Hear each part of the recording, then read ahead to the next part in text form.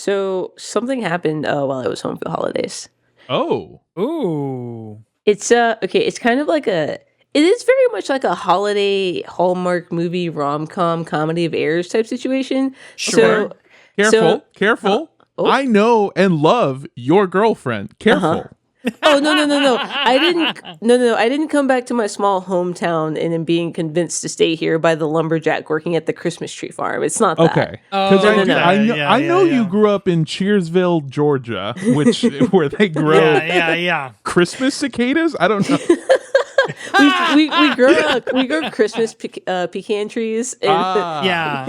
and Christmas peaches. Yeah. Christmas peaches. My house is surrounded on three sides by farms. That's neither here nor there. Yeah. So we're here. Obviously, it's all holly jolly Christmassy, and I'm hanging out with my girlfriend, and obviously, she's got to meet my friends again because she met them a couple of years ago, but we weren't together, so it was a whole thing. So I was like, oh, here's my girlfriend. So we went to the botanical gardens, which is this it's this beautiful place in downtown. I don't know, a zoo for plants. But they do this light show every year where Sure. it's oh, you walk through a winter wonderland, and then they've got they had a Christmas tree made out of orchids, which was insane, and a second one made out of lilies. I don't know how they managed that, but it was sick. And it's just all this wonder and splendor. And I told her let me tell you something. There's a gay man there who runs that place like the fucking Navy. Absolutely.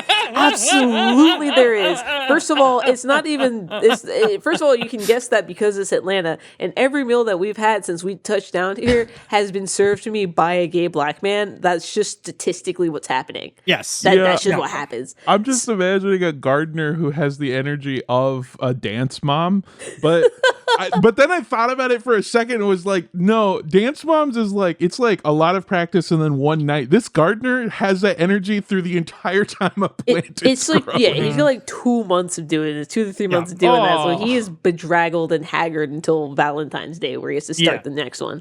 Anyway, so I buy the tickets, and I didn't tell her we were going because she was away for a week to go see her family. So she comes back, and I'm like, hey, this is what we're doing.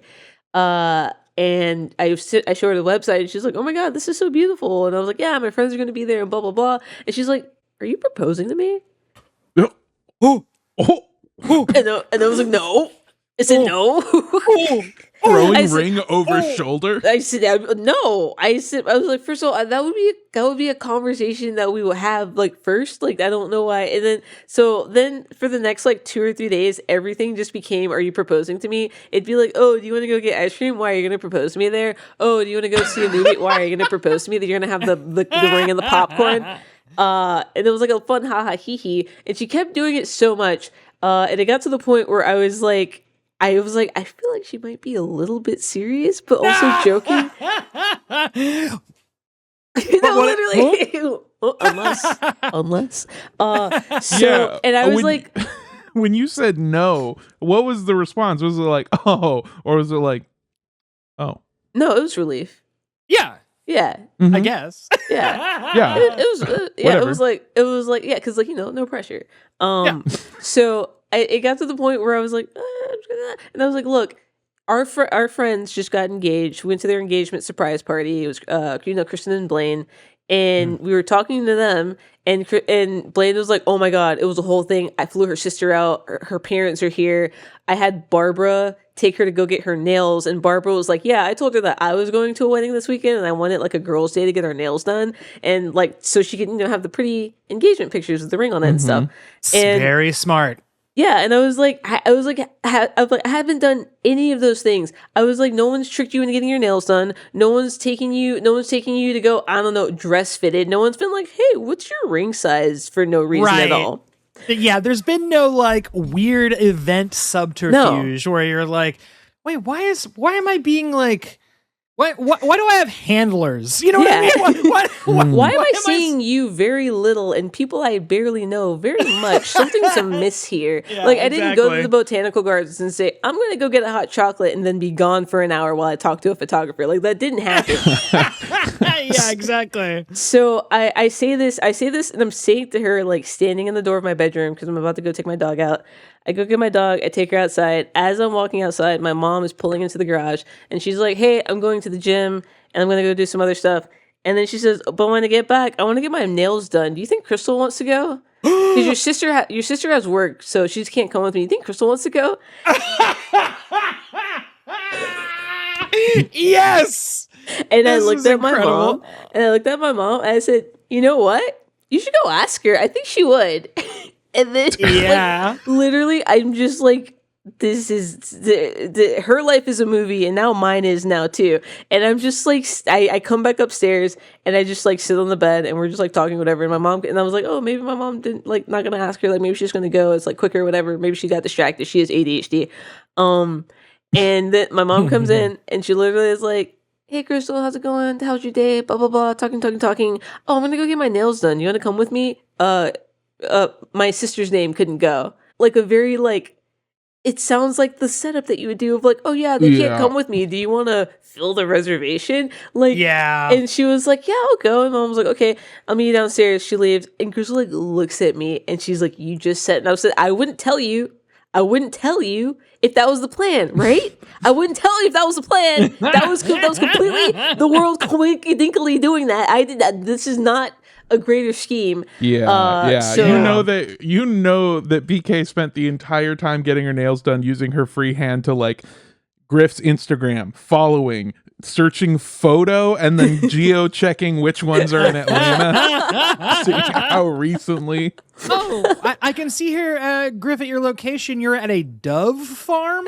Why would you... Interesting. No, I'm having to take taxis everywhere because we share a location on Find My Friends. So I just have to put my car in a different car and tell my sisters to drive around just to keep her on my. Like, oh, she's going to the Single Forever store. Okay. Going to the Undecidedville. Okay, fine. Yeah, no, definitely not getting proposed to. You're getting broken up with. You two. Yeah. Oh, it's just at a bar at 3 p.m. That's interesting. Weird. So yeah, I did not propose to her, but it has been a very tumultuous 2 weeks of things that very much seem like I was going to, which makes me feel bad because I was like, should I have done it? It kind of feels like the universe was telling, oh my God, I forgot the other thing. I forgot the last thing. Mm-hmm. The last thing before I said what led to the conversation that I said the thing about the getting the nails done and like I would have planned things. Yeah.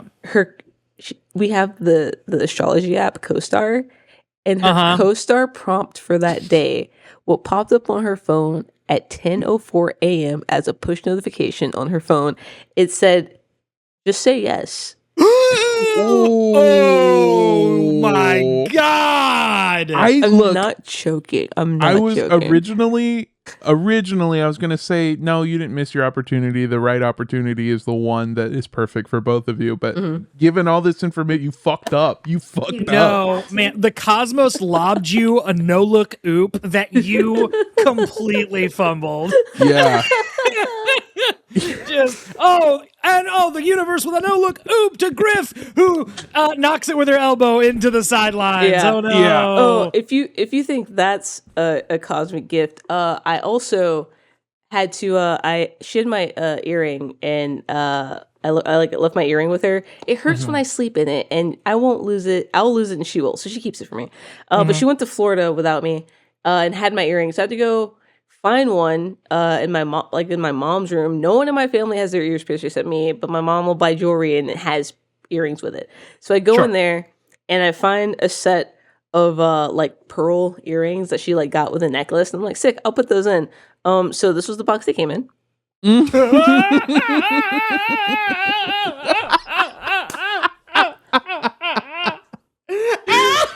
Explain the box. It is a ring box shaped box that has 2 slots for earrings in it. Thank you very much. That the lid slides only one way so that you can display it to the person looking at it. Also, I was working out here and I injured my knees doing forward lunges. Yeah, so I'm always having to kneel down. Kneel down on one knee constantly. You fucked up, dude. Oh my god. Yeah, no, it's fine. It's fine. And then it's fine because it's fine because then I just kind of like before I left, I wanted to get my room all nice and clean for her. So I like, when you like do the rush cleaning when you have 15 minutes, but you should have been doing it for an hour. So I did like the important stuff, laundry in the bin, towels off the floor, beds made, whatever. Guess what got made into the bed under her pillow? You get the fuck out of here. Get out of here. Shut your mouth. What? She's standing at the door laughing at me. Yes, of course she is. Of course she is. Because you had like Frasier-like sitcom hijinks happening to you. She pulled it out and said it was like the tooth fairy. Yeah. Like the tooth fairy of misunderstandings. Go back. Yeah. Go back. Go Sorry, back I'm go back to sorry. DJing. I just heard a fucking off camera. Yeah. Yes. All right, I got a couple notes for you. First of all, Okay. fuck you thinking you have to explain botanical gardens to me and Andrew. We've both been poor scumbags batting way above our league, all right? Yeah. The botanical gardens is the number one place to take somebody when you don't have money, but you want to look like you're cultured and cool. Yeah. Okay. I know the look of a date that's on the house. You know what Yes. I mean? That Like- may be the LA Botanical Gardens that's next to a literal tar pit, but the Atlanta one charges an entry fee of about $60 a person. Ah. Whoa. Well- Oh my god. You have to pay these twinks something. Vodka Red Bulls aren't cheap. That's fair. I should say that I did go to the Longwood Gardens, the Delaware Botanical Gardens. Apparently a big thing to do is to go to botanical gardens that have plants shaped like Christmas shit. I don't fucking get it. Yeah. I don't get it. A tree of orchids and a separate tree of lilies and a separate tree of poinsettias. Yeah. Just cuz. I Yeah. don't understand it. I don't get it. $60 buys a lot of daiquiris and amyl nitrate for Darius. Okay. Yeah, it says here that it's $60 for one person or two free with poppers. What the fuck? What does that mean? What is that? What is that? Yeah, I sent you guys a picture. Oh, and then we went on a date before we went to the botanical gardens. To the remember when we worked together and you guys stumbled upon me laughing so hard I was on my knees next to the beanbag chair, and then I pulled up my phone and I showed you the girl who ate the 48 oysters on the date and tried to get the guy to pay for him, and then he did before the check came. Yeah. We went to that restauant, which again is a nice restaurant. It's like Oh my god. So it's just like a misunderstanding. Yeah, I'm not. That was my other note for you, was that I know that you're going to make your future fiance very happy, despite the current yelling right now. Yeah.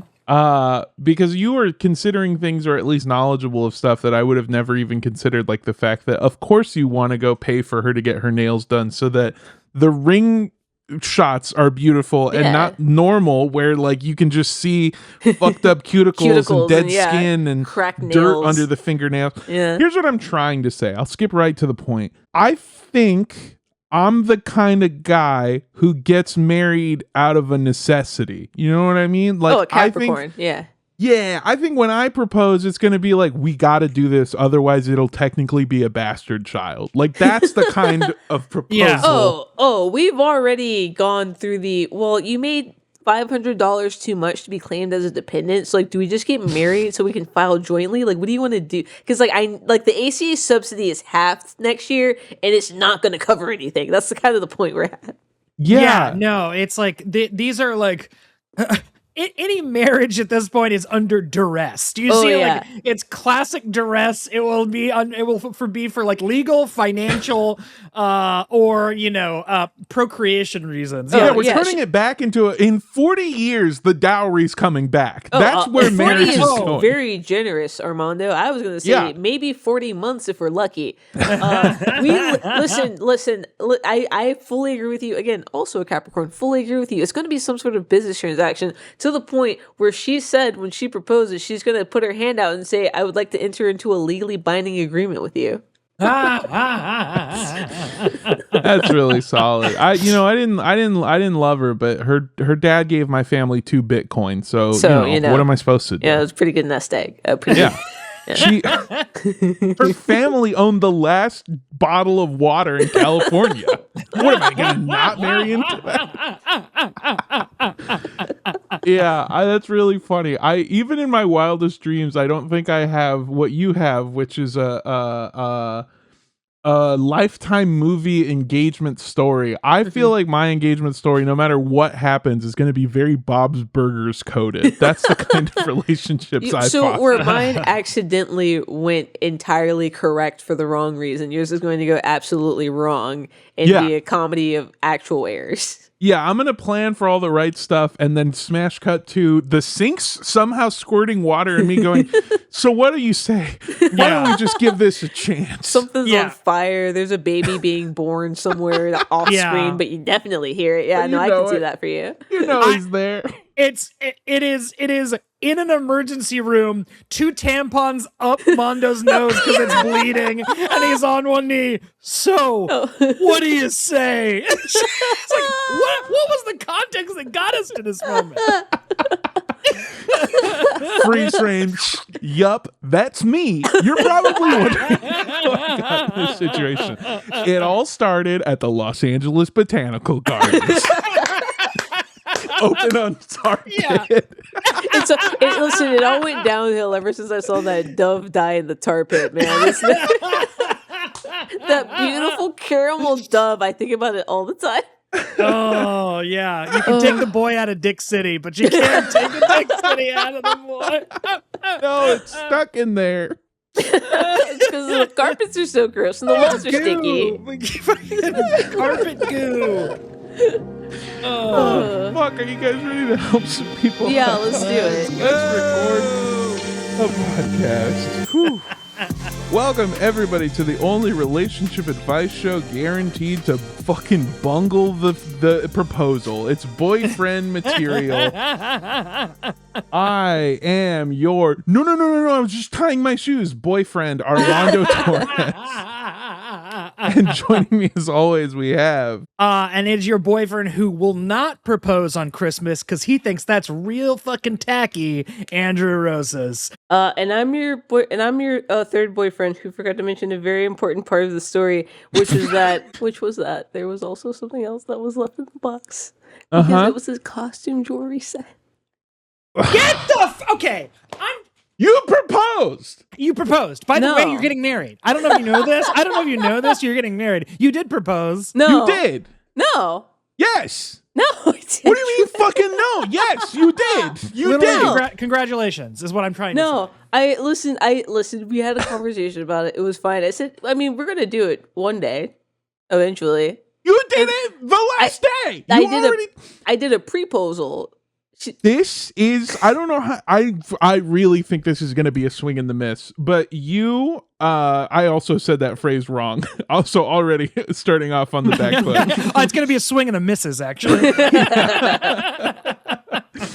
Going to be a swing on this misses if you don't fucking not up and propose. No, you have the same energy as those videos of those old white women who have definitely committed a crime and are being taken away by police going, get off of me. You can't arrest me. This can't happen to me. That energy and you is the same. You proposed. I don't care if you don't think you did. I don't care if you think you have rights. You proposed. You're married now. We have an agreement that eventually one of us will propose. It's a proposal. She's my fiancé, and it's fine. Shut up. Fucking mouth. Fiancé, how dare you? It's like a promise ring for a future event. It's like when you when you try to go somewhere and they have an Eventbrite and it's free, but you still have to get the ticket. Yeah. Hold the reservation. Yeah, exactly. I get you that. You have to RSVP even though it's a free event. Yeah, exactly. Because I get that joke because that's how I got my tickets to the Beyonce concert. All the married ladies. My God, why does like a pre-proposal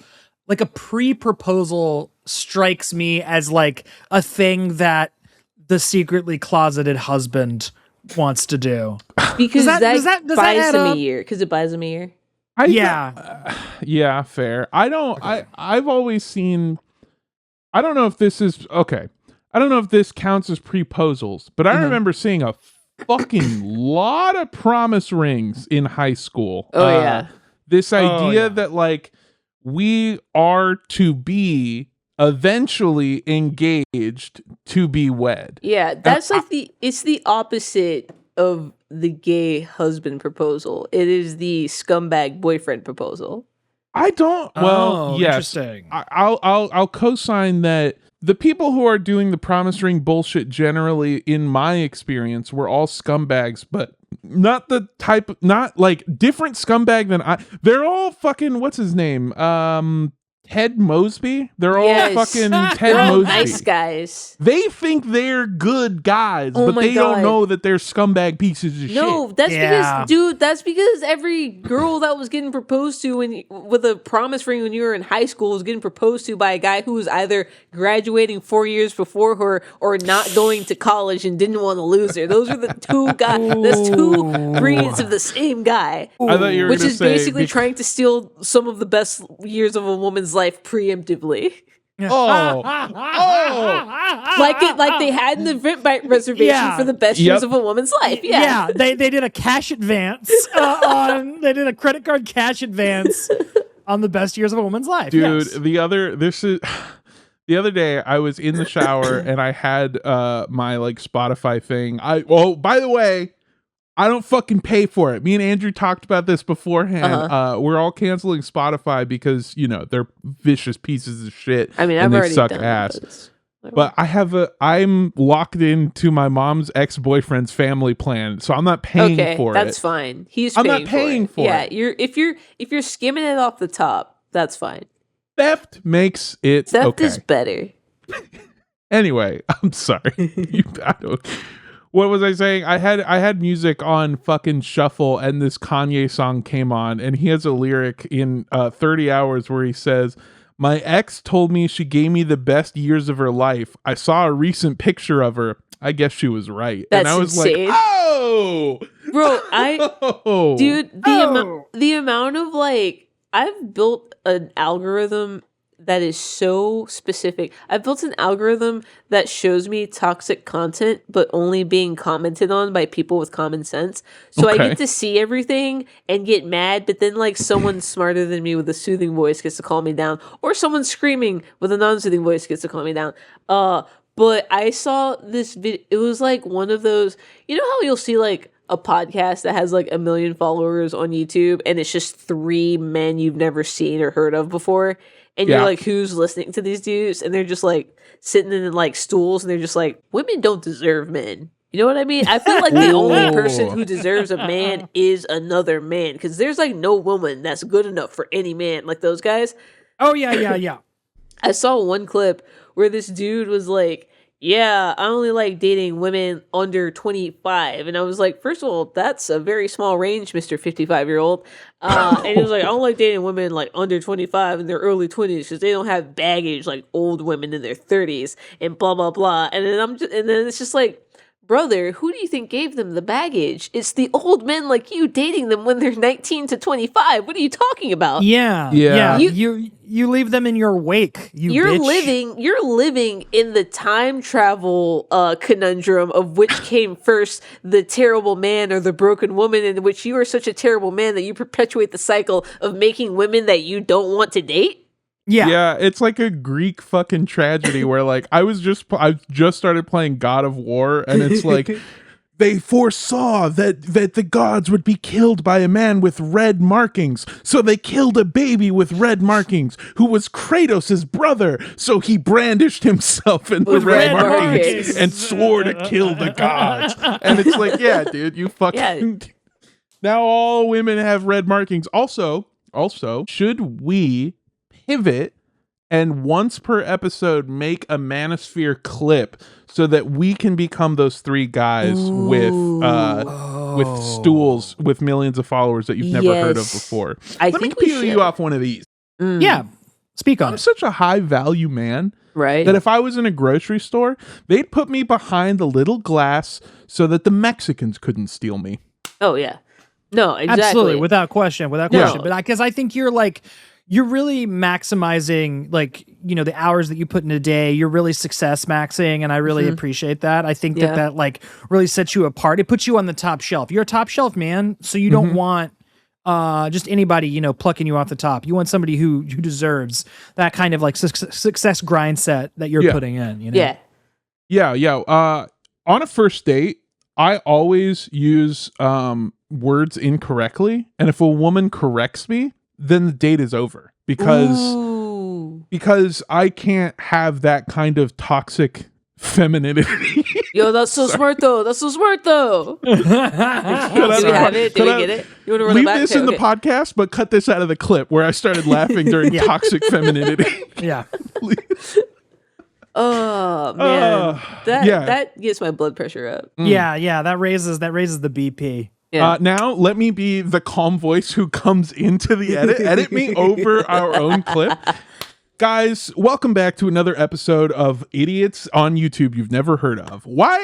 Who gave this guy the right to talk? And also, did you clock that this self-hating Mexican made a joke about Mexican stealing from grocery stores? What the fuck, guys? All right, sorry, can you run that back? And when you say that, can you point? Because I'm going to green screen you over the clip. Yeah, okay. So I need you to point at yourself like that. Put this in the first part of the clip. Yes, okay. Very good. Of you at home, one hand over mouth or open mouth, pointing up and looking at it like it's a physical thing. Wait, Andrew, I need a freeze frame because we're going to be there too, but just as JPEGs. Okay, we got it. We got it. We got it. You guys ready to help some people out? Yeah, let's do it. Look, that might not have been a high laughter yielding bit, but that might be one of my favorite bits we've ever done. It's definitely going to be my favorite clip to edit. Yeah, it's a rich text. That's why. Yeah. Oh, okay. All right. Woo. Hello, boyfriends. My sweet, beautiful boyfriend is a reformed Mormon. His words, not mine. Every year for New Year's, his family hosts a big get-together in Utah. It's like a festival made up of one family. It's kind of crazy to see. But one huge drawback, his family views New Year's as a way to recommit to their faith and family and not as a fun night filled with drinking. To me, this sucks. I don't drink all the time, but having a bit of champagne or some vodka at New Year's has been my tradition since even before I was 21. Okay. Sounds a little bit like you, like you drink. Okay, whatever. Doesn't matter. Would it make me the worst girlfriend in the world to bring a flask this year? There are a few non-Mormon partners. Hey, listen, I know you're a girl, but hell yeah, brother. Hell yeah. There are a few non-Mormon partners who attend that I bet I could get on board, which might sway my boyfriend to drink with us. Or is this a bad can of worms that should never be opened? This is so funny because you're about to invent the cousin walk for in-laws. Okay, all right. Hold on. I need context on that. Before I do, I need to provide you guys a bit of context. We got 3 different questions sent to us that basically amounted to, hey, my partner's family throws a dry New Year's party every year. How can I convince my partner that it is time to maybe start making our own New Year's tradition, maybe like once every year? This one also had an element of that, but this was the only one brave enough to go, what if I drank? What if I drank during the event? No, the other questions wanted us to tell them to drink during. That's what that was. Yeah, absolutely. So this is sort of the joint effort of that group of questions, but should you drink? Should you drink? I'm going to say yeah. I'm going to go with a big hell yeah, brother. Yeah, what are they going to do? They're Mormons. What are they going to do? They're probably not even going to know you're drunk. They're probably going to just think you're overtaken with the Holy Spirit. Yeah. Oh man, exactly. this guy can't hold his Dr. Pepper. Yeah. his dirty soda. By the way, last time I was in Utah, I went to Utah to paint a couple of months ago. Maybe I mentioned that on the podcast, but because they don't drink there, you might know this, that like Salt Lake City and like a lot of Utah have crazy soda places. Yeah. Like they make up for the dirty sodas with sodas. When I tell you, you think drinking alcohol is an offense to God, these soda creations are fucking abominations. The most disgusting thing I've maybe ever tasted was at one of these soda places. That was like, I didn't like freestyle one. I was like, let me try this. Yeah, let me try one of these off the menu things. Like, what do you recommend? Because again, it's like what do you recommend? It's where high fructose I recommend you fucking leave, dude. Yeah, those I saw something that I thought was rage bait, but was in fact just a dirty soda place in Utah. And it's like they do their like daily like, oh, it's the drink of the day. And one was like a strawberry Dr. Pepper, which you're like, okay, that sounds kind of good. And the first step was like strawberry syrup that you use for like snow cones. And I said, okay, yeah, sure. And then strawberry ice cream, and then that's where they lost me entirely. And then I came back and I was like, okay, no. It's like a demented Coke, like a root beer float. It's like a demented Dr. Pepper float where you use strawberry ice cream instead of And then they added strawberries to it, frozen. And that's when I realized that whatever God Joseph Smith prayed to, I don't want him. Yeah. No, this what?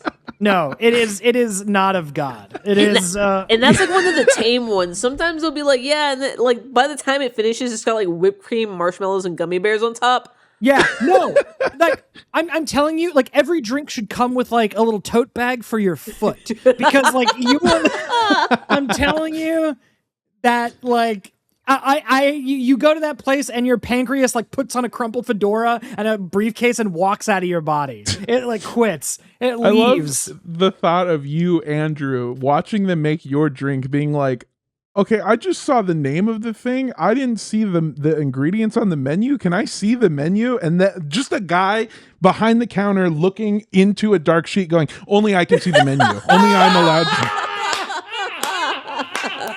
God didn't allow you to see the ingredients.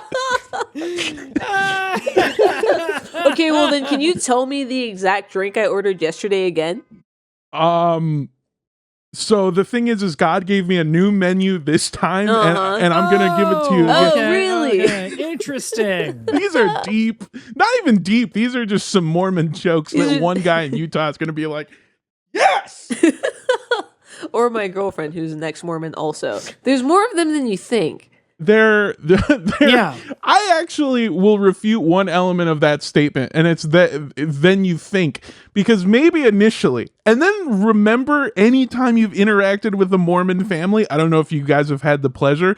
In my town where I went to high school, in my suburb, there was a Mormon family, one last name, 3 main sections of the family, 27 kids went to my high school. Between the 3? Between those 3 families. That is, on average, almost 10 kids a family. It's fucked up. That's insane. Caller, I think I know how you get around this. What you do is you just bring a bottle of alcohol. You bring a bottle of alcohol and you sit with it on a bed and you hold it up to your mouth and you have someone else jump up and down on the bed. The alcohol just so happens. This is a fall down your throat. Down your throat. Alternatively, you could just get a mouthful of it and just hold it in there. Yeah, and then it's soaking. It's soaking in my mouth. Yeah. Precisely. Okay, I've actually. God, I fucking hate that I'm going to say this. I've actually come around on the maybe you should drink because I'm remembering a core memory from my high school years when I brought up high school. One time, when I was in high school, a kid that I was friends with brought each of us a 4 Loko to chug before we went to first period. And back then, that was enough to get my little fucking engine revving, where like I was feeling pretty buzzed and my heart was pumping out of my goddamn chest. Yeah. And I remember for 2, maybe 3 periods having the worst time of my entire fucking little life. Yeah. Because it's just like no one else is drunk, just you. And now this fun thing that's supposed to be party time is like a Benoit Blanc whodunit where you're just slumped over trying desperately to not be figured out as the drunk person. Yeah. And it makes it not fun anymore. And I sober up, dead man. I think it makes it not fun. I think being the only sober person at a drunk function is equally as upsetting as being the only drunk person at a sober function. Yeah. Okay. Except I feel like if it's a function, maybe you can then force yourself into fun. Okay. Like maybe then like pin the underwear on the non-believer will be more fun than it usually is sober. Sure. Yeah.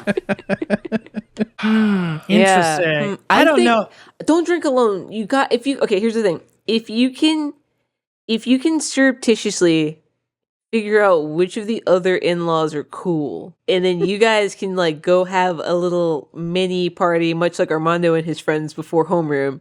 I feel like because festivities will be happening instead of calculus or algebra, it'll be a lot more easy for you to have fun doing, I don't know, Bible trivia or whatever Mormons do on New Year's Eve.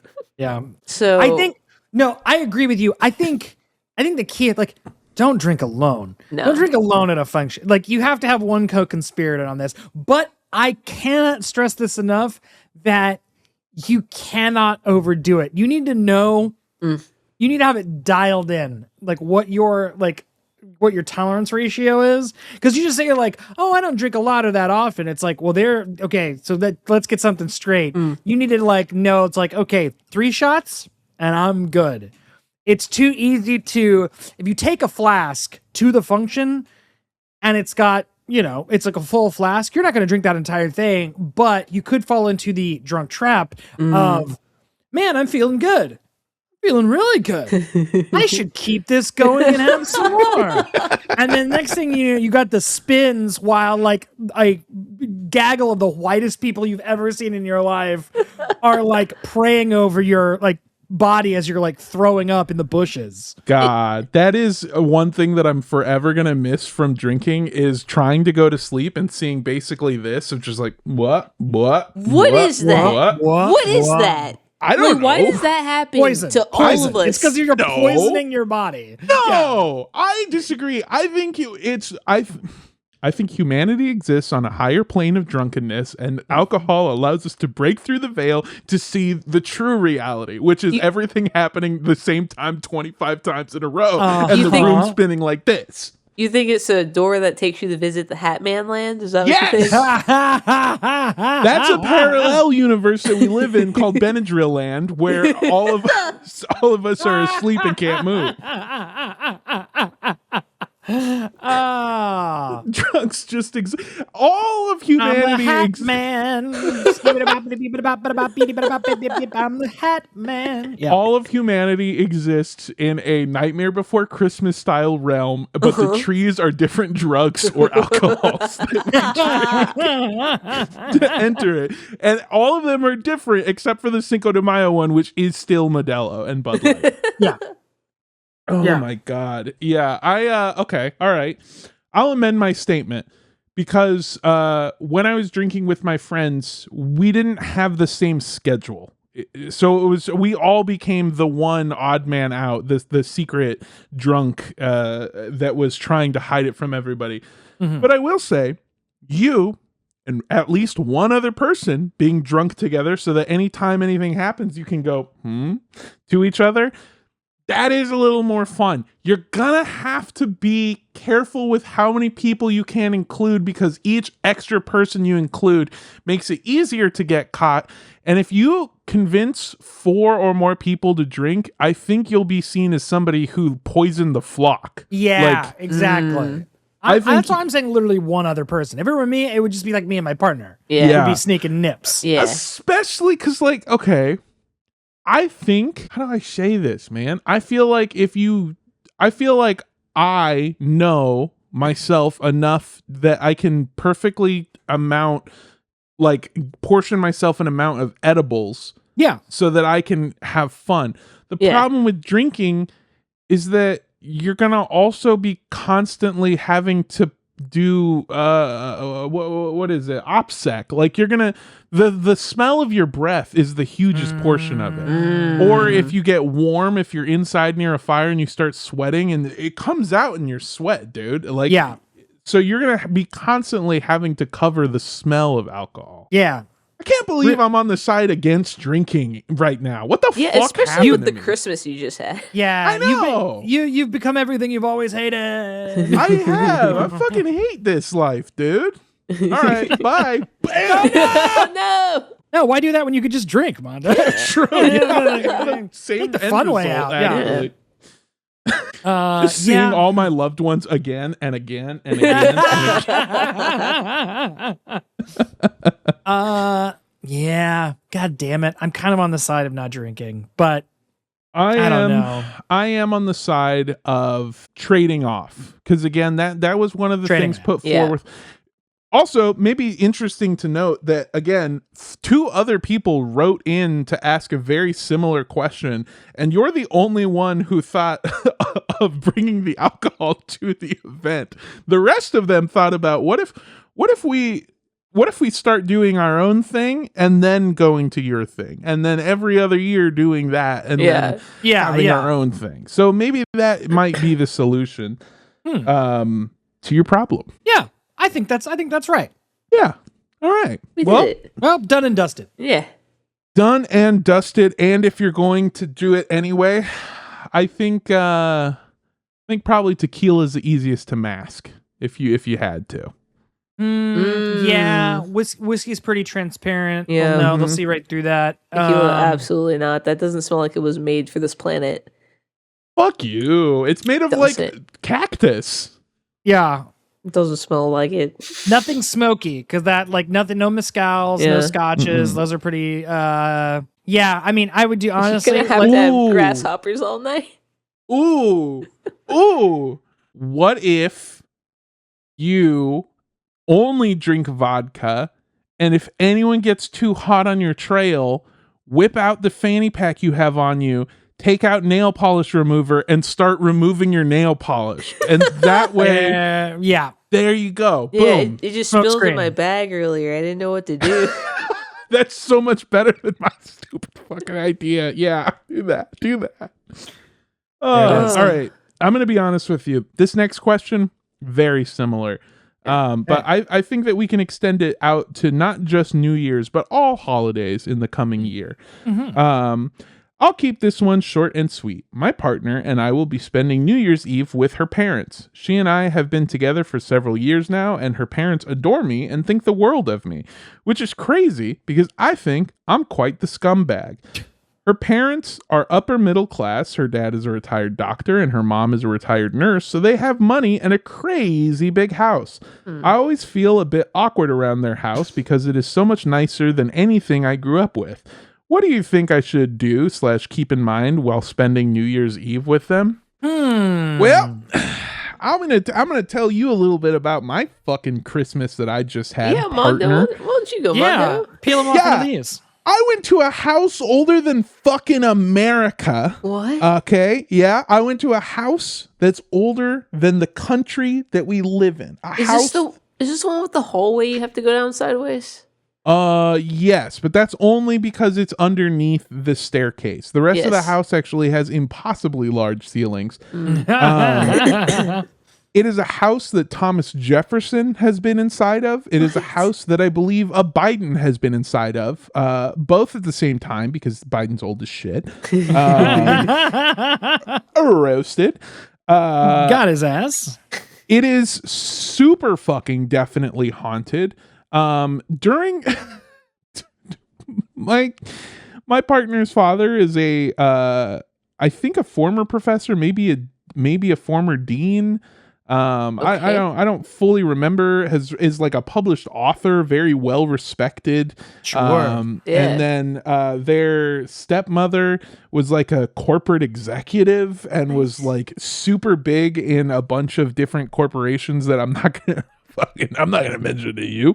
But they're none of the they're none of the truly evil ones. They're not like military stuff. It was all like Black food Rock. and shit. Yeah. It was Raytheon. Anyway, Here's my point. While I was there, my father called me and was like, "Hey, what's up? How's it going? Good to see you. It's been a while. But just wanted to let you know what's been going on. I don't live with grandma anymore because the block is hot." And then my partner's parents heard that and went, "What does that mean? The block is hot? Like it's too hot outside?" And it's like, kind of. Well, and then I put it on speaker as my dad was like, "Yeah, so, oh, by the way, this is all true. Yeah, so there's this guy from North India and he came over here and like he did a drive-by shooting. And so then one of the guys from our neighborhood, he went over there and then he fucking did a drive-by shooting, but he wasn't home. So he killed his mom and his daughter. And then that guy basically swore like a blood oath on us. So then he came here trying to shoot anybody that was like, a guy and in the neighborhood. And he killed this one fool, this like 20-year-old kid who was right outside. And then his brother came outside and then his brother had a shotgun and they like had a shoot off and he was like, "Bro, put the fucking gun down or I'll shoot you." And he was like, "It's too late." And this is all on camera and shit. So we all saw it. And the guy with the shotgun fucking blasted the shooter. But the guy with the shotgun, he's on parole. So he's not supposed to have a gun. So it's self-defense, but he's going to go away basically for life. So right now there's basically a war because the Mexican mafia is trying to come in and put money on it so that heads will fucking get chopped up. So yeah, I don't live with your grandma anymore. And it was like, oh, okay. Your dad left your grandma on that? That's what I said. Your dad was just like, "Oh, but I didn't want to die, so I left grandma in the middle of the active war zone, and I got on the last helicopter out." So yeah. By the way, when I edit this, I'm putting in the Charlie Brown like da na na na. I'm putting that music underneath that story. This was on Christmas. This was on fucking Christmas. So I get that. By the way, I asked the same question: is Abuela okay? Like, is she able to be there? And my dad gave an answer of just like, "Oh yeah, she's fine," which either means that like everyone knows not to mess with my grandmother, or smash cut to my grandma just fucking loading bullets into clips and letting it fly. Jesus. Yeah, so I had to explain all of that to my partner's parents as they were just kind of horrified, and I was just kind of like, "Yeah, so when are we going to the Long Garden botanical garden? I've been looking forward to this Christmas market." I can completely relate to that, Armando. My block also has some heat on it as well.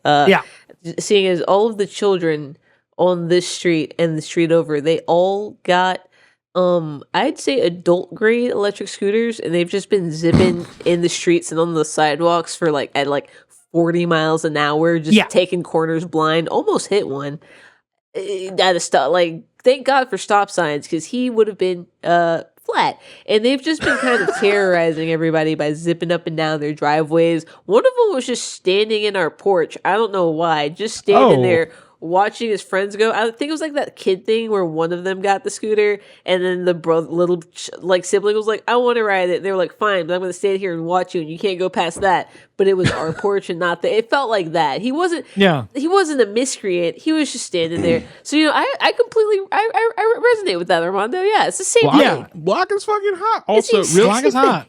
Real quick deviation. We just got back from Delaware, by the way, and we were at the airport last night, which is why this episode is coming out late. By the way, we're recording it on Tuesday. Yeah. We're coming back late last night, and this family, mom, dad, little daughter's maybe 4 years old. She's like reaching for her carry-on. They hand it to her. She gets off the plane. The whole time she's just kind of excited, and I'm like, okay, this kid's just excited to be home or whatever. Sets the carry-on down, takes her foot and kicks the back of it, and the back falls down. The carry-on is a scooter. That's what all the rich kids have now, dude. It's crazy. Scooters are back. Is it 1998? Because scooters are back in a big way. All the kids want scooters again. They're back. I have nothing that turns into a scooter. This bitch had scooter. She had the scooter and she had wheelies on, the little shoes with the wheels in them. She had two things that she turned herself into a scooter. She could drift. Yes. It was fucking sick. When she did it, I'm not proud of this. When she did it, I went, "Oh shit!" And I felt really bad. They got away. She scooted away fast as shit after that. Sorry, now I'm picturing Armando standing in like the walkway at an airport holding like a child's like blankie, like, and having two toddlers on either side about to race down the aisle, and he's like the flag girl. I live my life 20 feet at a time. You know, it's fucked that because so many like toy companies and like little trinket manufacturers have to compete with iPad. Mm-hmm. Because so many people have to compete with iPad, the like kids get so many things. The technology that it has developed because things have to compete with iPad has gone through the roof. Things that when we were children would have been akin to magic. You know, like a suitcase that turns into a scooter, that would have been sorcery to me. Yeah. That would have been the coolest thing. I would have done anything. I would have been like, Mom, this can be my birthday and Christmas present for the next 5 years if I can get this scooter. Meanwhile, it's like these kids take it for granted and they're like, no, I want my brain to be irradiated by an iPad. Yeah, I want for 19 hours a day. I want $20 Robux, please. Andrew, you brought up something interesting that I thought I was the only person who did, but maybe this is a universal thing. Did you also try to take loans out on future gifts? Oh yeah, of course. This can be my present for my Christmas. It sucks because I'm Christmas. January 11th is my birthday, so most of the time I got a combined Christmas and birthday present. January 13th, same. You know who's got it the worst though? My sister, December 28th. Oh, I'll raise you one more. You know who has the worst birthday that I know of? Lindsay Washburn, friend of the show from Funhouse, December 24th. Oh. The worst. Worse than Christmas That's even. Why is that worse the than day Christmas? after Christmas. Exactly. The only reason I think it's worse than actual Christmas is because Christmas Eve only for family. Yeah. No one's ever doing a fucking party on your birthday. Dude, that's like, Mondo, I don't know if you had this because you grew up in LA where I'm sure the weather is wonderful all the time. But when I was a kid, all I ever wanted was a bounce house at my birthday, but I couldn't do that because it was always in the dead of winter. Yeah. I've had one bounce house in my life, and I'm itching for a new one now that we have the driveway. Andrew, Patreon bounce goal. house birthday. Bounce house birthday. I'll fly in. I have had one pool party birthday in January, which is kind of fucked up to think about it. Yeah, I never got to have a pool party birthday. I had like a weird sometimes people, it's like after the holidays, like sometimes people are like sick from like Christmas and stuff, and then it's like, oh man, well we traveled, so you can't go out this weekend, so you have to push it another week. But it was okay. It all got remedied. I got a bounce house for my graduation party from high school, and that was pretty cool. That fucking rips. That nice. Was so fun. I'm just gonna go. Let's see. How much is a bounce house rental? Maximum or bounce house. This is a do not rent to this man picture. Bounce house weight limits vary, but typically between 100 and 300 pounds for small kids models, 500 to 700 pounds for medium combo units, and 1,000 pounds for large commercial ones. It's back, baby! Let's go. Oh my god. I want Armando to jump bounce me into the stratosphere. I want to hit the roof of the bounce house. Oh man. I'm gonna need Griff to actually physically take out a Starlink satellite by herself. Yeah, we do gravity, but it's with you. Yeah. Oh my god. Throw my girlfriend on that. We'll never see her again. She'll go through the netting. No, I'm telling you, it will be like somebody like launched Wile E. Coyote off of a fucking Acme rocket. Just yeah. All three of us double bouncing BK, and it turns into the last 20 minutes of fucking 2001: A Space Odyssey. Fucking rips, dude. Okay, hold on. We haven't even come close. No, we haven't come close. Yeah. Okay, here's the core. Here's the question at its core. Caller thinks that they're a scumbag. They're going to a respectable New Year's Eve or any holiday. Think of this as any holiday, because I feel like this is a pretty green question. I'm a scumbag. My partner's parents aren't. How do I look good? If you're me, I get to be a scumbag because I'm an artist, and that kind of negates a lot of the scumbaggery. Ooh, I think that's what it is. Yeah. Yeah. So if you can start doing art in any capacity, creative field, something creative. Yeah. Or if you have no talent, you could become a creative director. It's the same thing. Yeah. Yeah. Yeah.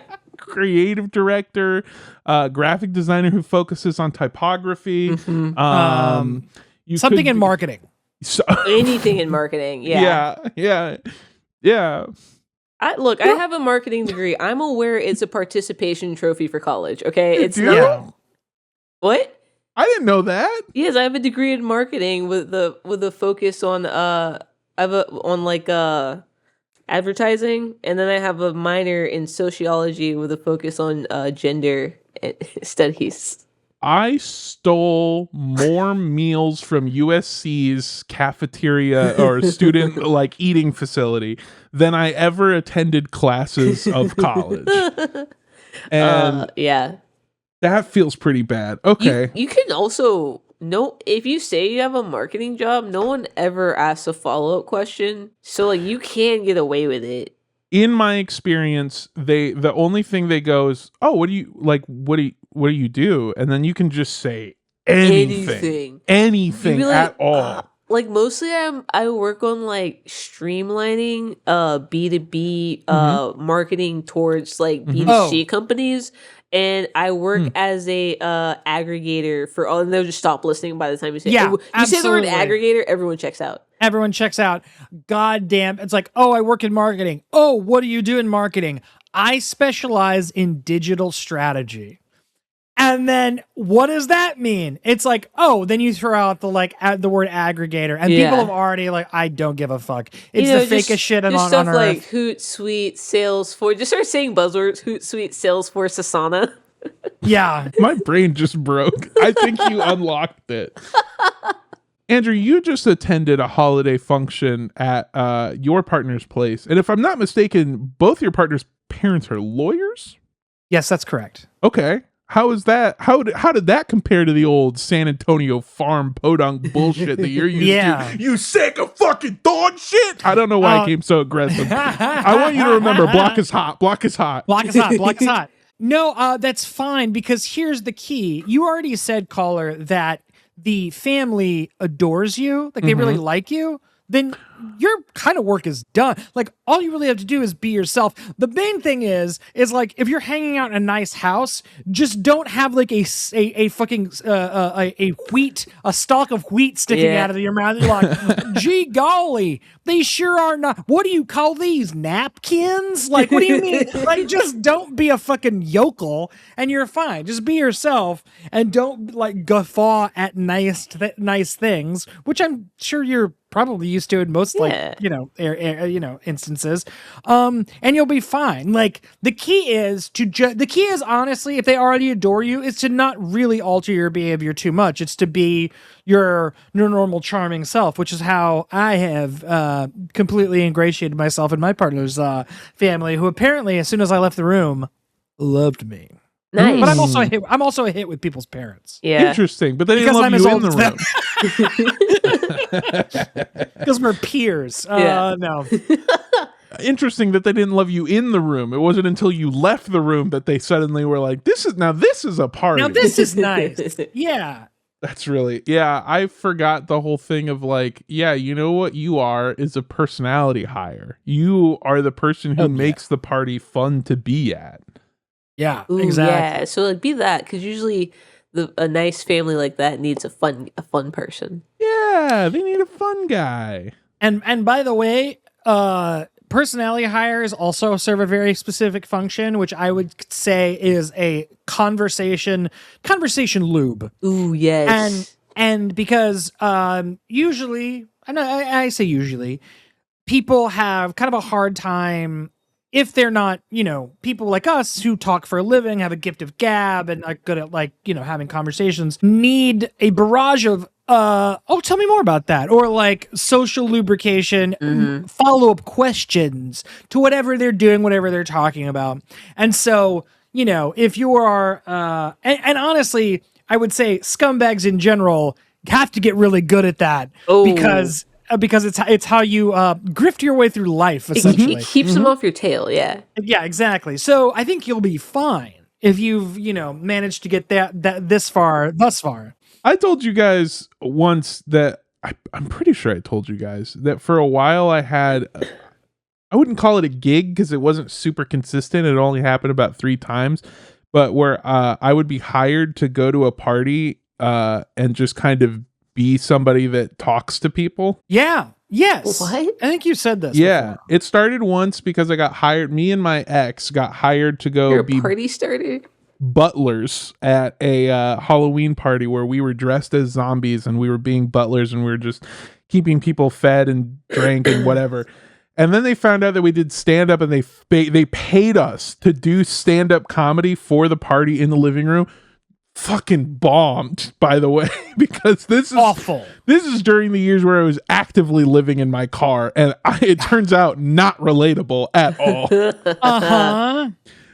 But I then did get they loved me. I dug myself out of that hole with some crowd work. They loved it, and then we got hired at like 3 different parties to just come and be interesting people because it's like, yeah, I'm a writer. I do stand up. I'm very, very young. My partner, who was at the time 31 maybe, she was an artist and was like in galleries and stuff, and so like we're just 2 interesting people. They got hired to come to parties and fucking talk to people and eat their food, and sometimes they stole their stuff. Never anything big, right? I thought that was a made-up thing for movies that feature bar mitzvahs. And that's not. I've only ever seen it at like a flashback to someone being like, I've had a bunch of gigs and it's just an adult men trying to get teenagers or 12-year-olds, 13, I don't know, however old, to dance to the bar mitzvah, and I thought it was a made up thing, and now you're telling me that you've been that person. Yeah, is this a California thing? What is this? I think it might be a Los Angeles thing or maybe a New York thing. It's just like a rich person thing. Is it like is a rich person gathering thing? Maybe. Yes, I will say never once was I hired to do somebody's party that I would probably be able to attend normally, if that makes any amount of sense. Well, those people are interesting enough to have their own conversations. Exactly. It's always a party that's a very big, upsettingly large house where people are doing things that are probably bad for like humanity. You're lucky you didn't get hunted. Yeah, because I would have done it. If they gave me the Running Man offer, I would have taken it in a heartbeat. Are you kidding me? Me in my prime? Absolutely. So I guess what we're saying is yeah, you're good. Don't change anything. That's good. That's good advice. Like genuinely good advice. If they already like you, don't worry about it. There's no sense in changing anything, because then you're just going to be trying, or you won't be yourself, and that's going to make them not like you. So just exactly.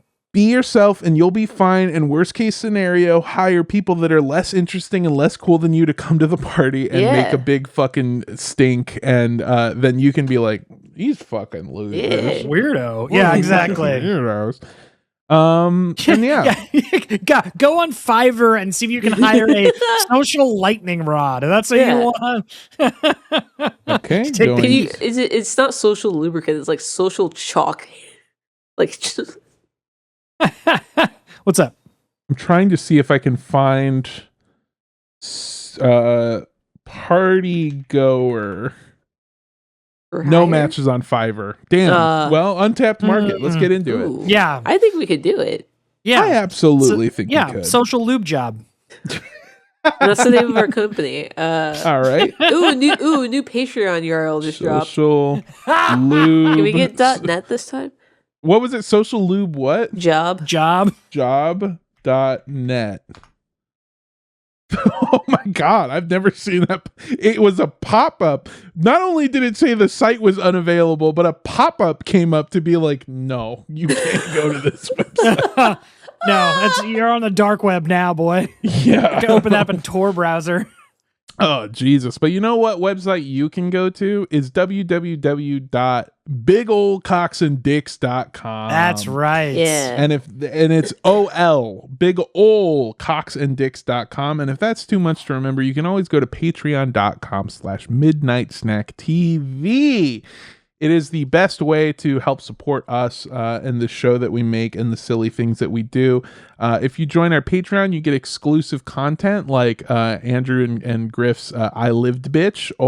You get some bonus episodes that we've done together. Apparently some of the funniest stuff we've ever done, which is great. Not that I disagree with it, just that I think every time we stop recording, I'm like, wow, that sucked and I'm a piece of shit and I hope I die. And then people like it. So, and then it keeps me going. Yeah. Anyway, so patreon.com/midnightsnacktv. It's the only, giving us money is the only thing keeping me from killing myself. How about that? Oh no! This is called coercion. That's crazy. For $20 a take month, much. I won't fucking do it. I won't do it. I wonder if they probably make that illegal, right? Like a GoFundMe where if I don't reach the goal, I'll kill Yeah. stop me from killing myself. Yeah. I need a suitcase that can make a scooter come out of it, or else I'm gonna kill myself. You could probably do it on the racist GoFundMe site that all the racists use, though. Oh yeah. You know about that one? It's No. it's called like I feel like the word like Patriot Bucks or something like that. it's something like for all the people That's who are like so much I said, better than what it is, I bet. Yeah, it's like I called a child an N-word at the park. Give me $1 million, and then people do. Yeah. That's a real one, by the way. Hold on. Okay, for 1 cent, for 1 cent a year, we can buy racistgofundme.com. Pull the trigger. Buy trigger. it now. Buy it right Buy it now. right Buy it right now. Now. I don't know Do why it you're still right laughing. now. Buy it this very. Do it before Erica Kirk finds it. Do it right now. I cannot fucking believe. I want it. What do you mean? You said it was 1 cent. I'm crying, dog. Get that fucking. 2 seconds. I gotta log into GoDaddy. Is it spelled right? Hold on. Why is it so What's cheap? so cheap? Well, Racist GOFUND me.com. That's it's a cent. Get it for 2 years. Lock it in. Oh my fucking God. Guys, if we get this God. website and we have both of these URLs, we have an opportunity to do the funniest grassroots sticker bombing of all time. Of all time. Oh, incredible. Unbelievable stuff. I feel like if we made stickers of it with a QR code and we just put it outside the mothership, we could probably make like thousands of dollars in a month, yeah, I feel absolutely. like, Without question. of just white men being edgy. Buy now. Yeah, fucking buy now. All right, we are now the proud owners Shut up! Shut up! racistgofundme.com. Stop!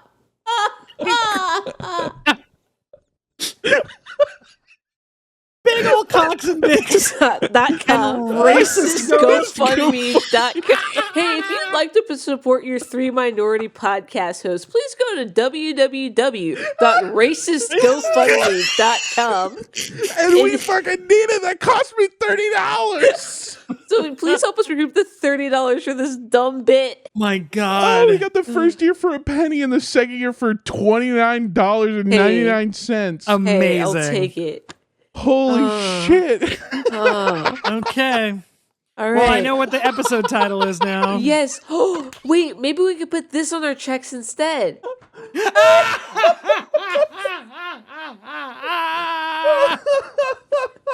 can't believe it. I can't believe it. I can't believe we can do that. Can't believe you can buy a website and just put racist.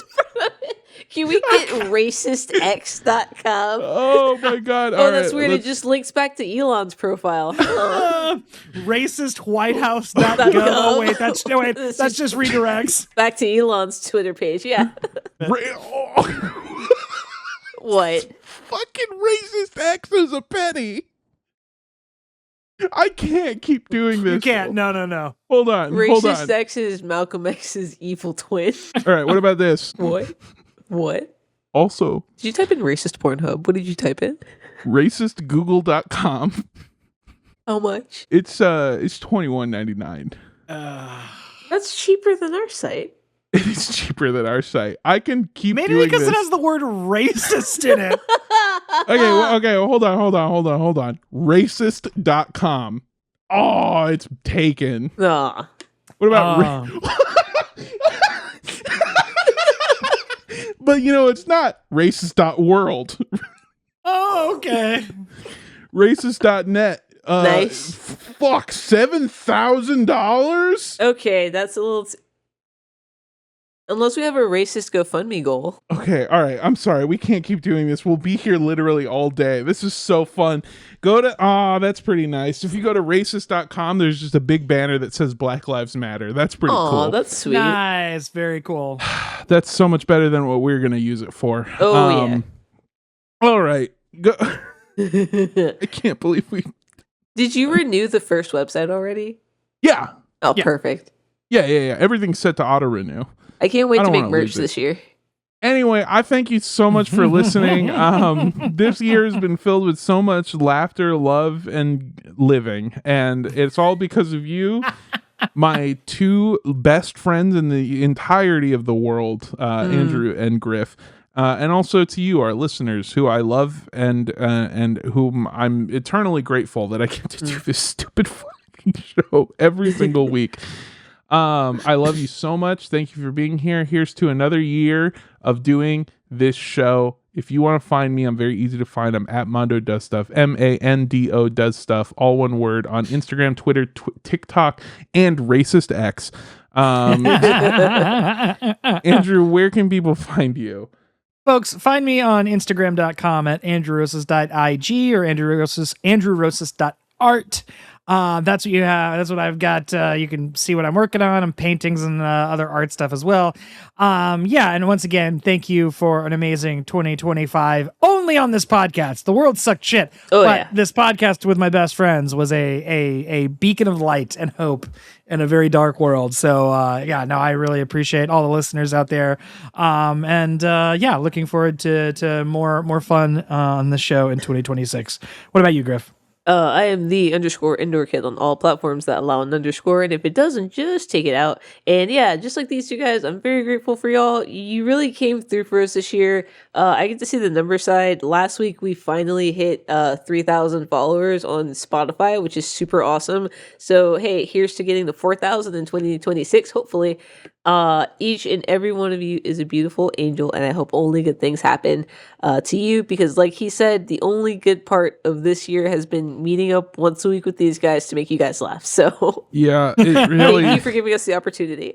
It really does keep me going, getting to do stuff like buying racistgofundme.com for 2 years. For 2 years, and an auto renewal for $40 fucking dollars in 2027. Boy, that's gonna be fun. Why did I put it on the company card? It doesn't matter. I'll figure it out. The company. That's what it's for. I know, it's fine. I'll figure it out. Don't worry about it. Hey, to you listening, we love you. We appreciate you, and we will see you next year. Next year, baby. Bye. Bye. Bye.